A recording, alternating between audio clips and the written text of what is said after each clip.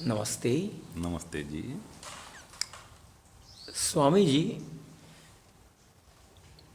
अध्यात्म मार्ग में सगुण उपासना और निर्गुण उपासना दो धाराएं चलती है, ऐसा बताया जाता है।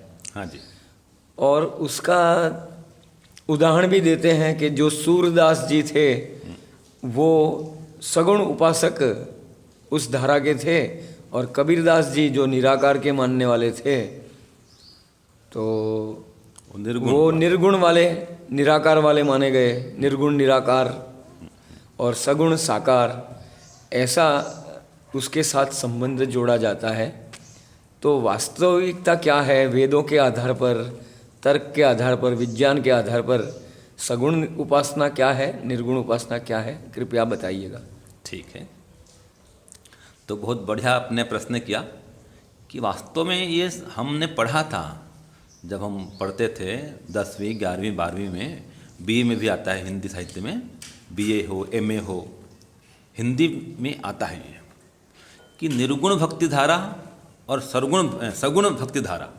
तो कवि तुलसीदास को और कवि सूरदास, इन दोनों को सगुण भक्ति धारा के कवि मानते हैं, और कबीरदास जी हैं उनको निर्गुण भक्ति धारा के कवि मानते हैं। तो वास्तव में सगुण और निर्गुण भक्ति धारा को जो कहा गया है, वास्तव में इसकी सच्चाई क्या है, तो सगुण उपासना क्या है और निर्गुण उपासना क्या है, इसके जो रहस्य को समझ लेना चाहिए। तो देखिए, निर्गुण भक्ति कहते हैं या निर्गुण उपासना कहते हैं जिसमें गुण से रहित उपासना हो, जैसे कि शब्द स्पर्श। इसमें स्वामी जी लिखते हैं, स्वामी दयानंद जी, आर्य उद्देश्य रत्नमाला है, उन्होंने तो परिभाषा कर दी है निर्गुण उपासना किसे कहते हैं। तो उनके अनुसार बता रहा हूँ आपको मैं कि शब्द स्पर्श रूप रस गंध संयोग वियोग हल्का भारी अविद्या जन्म मरण और दुख आदि गुणों से रहित परमात्मा को जानकर जो उसकी उपासना करनी है उसको निर्गुण उपासना कहते हैं। ये स्वामी जी की परिभाषा है, अपने स्वामी दयानंद जी। तो जिसमें गुण का कथन नहीं हो रहा है, रूप नहीं, रंग नहीं, गंध नहीं, संयोग नहीं, शब्द नहीं, स्पर्श नहीं, जैसे कि हे ईश्वर आप अरूप हैं, रूप से रहित हैं। मैं जीवात्मा भी रूप से रहित हूँ, तो मुझ जीवात्मा को आपका बोध कराइए, आपका अनुभव कराइए। तो ये ईश्वर से प्रार्थना कर रहे हैं, हे ईश्वर आप आकार से रहित हैं, आप निराकार हैं। ये जो है गुण से रहित कथन हो रहा है। तो इस प्रकार से उपासना करेंगे, ये निर्गुण उपासना है। तो आप में स्पर्श नहीं है, आप स्पर्श से रहित हैं, ये क्या हो रही है, निर्गुण उपासना हो रही है। और सगुण माने गुण सहित, जैसे कि हे ईश्वर आप आनंद स्वरूप हैं, आप दयालु हैं, आप न्यायकारी हैं। तो ऐसे ऐसे गुण ईश्वर में हैं। तो आप आनंद स्वरूप हैं, मुझे भी आनंद दीजिए। आप न्यायकारी हैं, मुझे भी न्यायकारी बनाइए। आप दयालु हैं, मुझे भी दयालु बनाइए। ये सगुण उपासना है। तो स्वामी दयानंद क्या कहते हैं, देखिए इसके विषय में, इसकी परिभाषा वो लिखते हैं और कहते हैं, जिसको सर्वज्ञ सर्वशक्तिमान शुद्ध नित्य आनंदमय सर्वव्यापक एक सनातन सर्वकर्ता सर्वाधार सर्वस्वामी सर्वनियंता सर्वंतर्यामी मंगलमय सर्वानंदप्रद सर्वपिता सब जगत का रचने वाला न्यायकारी दयालु आदि सत्य गुणों से युक्त जानकर जो ईश्वर की उपासना करना है सो सगुण उपासना कहलाती है। तो ईश्वर में क्या गुण, क्या आप सर्वज्ञ हैं, सर्वशक्तिमान हैं, शुद्ध हैं, नित्य हैं, पवित्र हैं, सर्वाधार हैं। इस प्रकार से गुणों से युक्त कथन करना और उनकी उपासना ये करेंगे, ये है सगुण उपासना।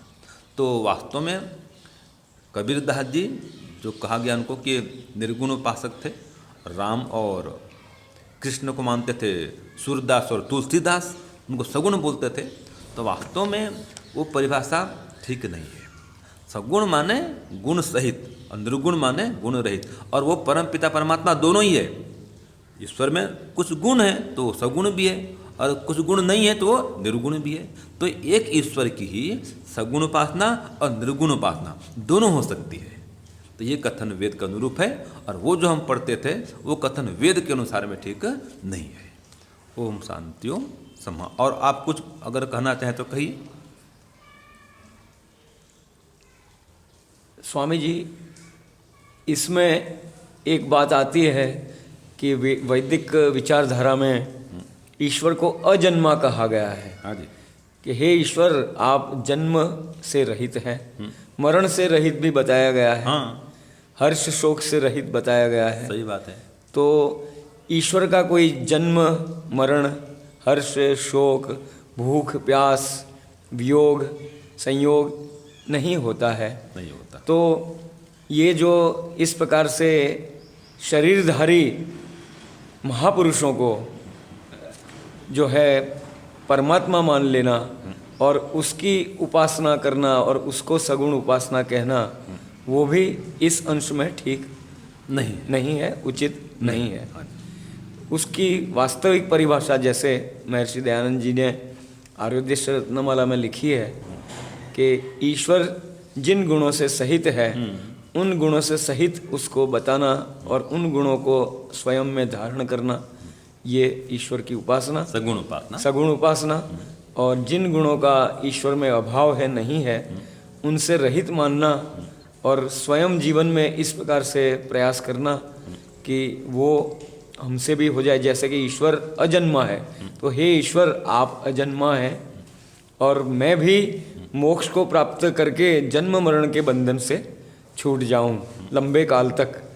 तो इतना तो हम अपने स्तर पर प्रार्थना उपासना कर सकते हैं जरूर। और मोक्ष प्राप्त करके एक लंबे काल तक जन्म मरण से रहित हम भी हो सकते हैं। तो ये वास्तविक निर्गुण उपासना हुई। सही कहा आपने। आपका भी धन्यवाद। ओम।